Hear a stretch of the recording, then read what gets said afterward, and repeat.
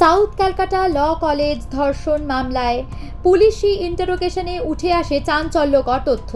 পুলিশি জেরায় প্রথমে মনোজিৎ বলেছিল সব কিছু মিউচুয়াল ছিল, কিন্তু সিসিটিভি ফুটেজ, মেডিকেল রিপোর্ট আর নির্যাতিতা মেয়ের জবানবন্দির সামনে আসতেই ভেঙে পড়ে মনোজিৎ।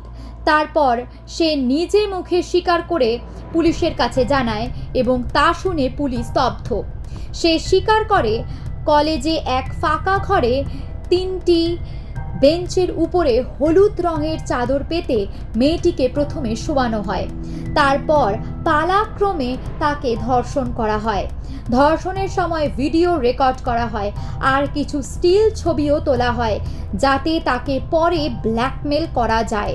এটা শুধু গ্যাংরেপ নয়, এটা ছিল একটা পুরোপুরি পরিকল্পিত ফাঁদ, যেখানে একজন মেয়ের শরীর, সম্মান আর ভবিষ্যৎ সব লণ্ডভণ্ড করে দেওয়া হয়। জাস্টিস চাই।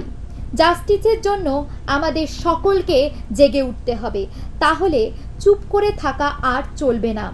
আমরা সবাই একত্রিত হই এবং এর বিরুদ্ধে আমরা প্রতিবাদ করি। এই ঘটনার বিস্তারিত ভিডিওটি আমার চ্যানেলে দেওয়া রয়েছে, আপনারা চাইলে দেখে আসতে পারেন। রিলেটেড ভিডিওতে সেই লিংক দেওয়া থাকবে। আপনারা সবাই ভালো থাকবেন, সুস্থ থাকবেন এবং সাবধানে থাকবেন, আর আমার চ্যানেলটিকে সাবস্ক্রাইব করে আমার পাশে থাকবেন। দেখা হচ্ছে পরবর্তী আরও একটি ভিডিওতে।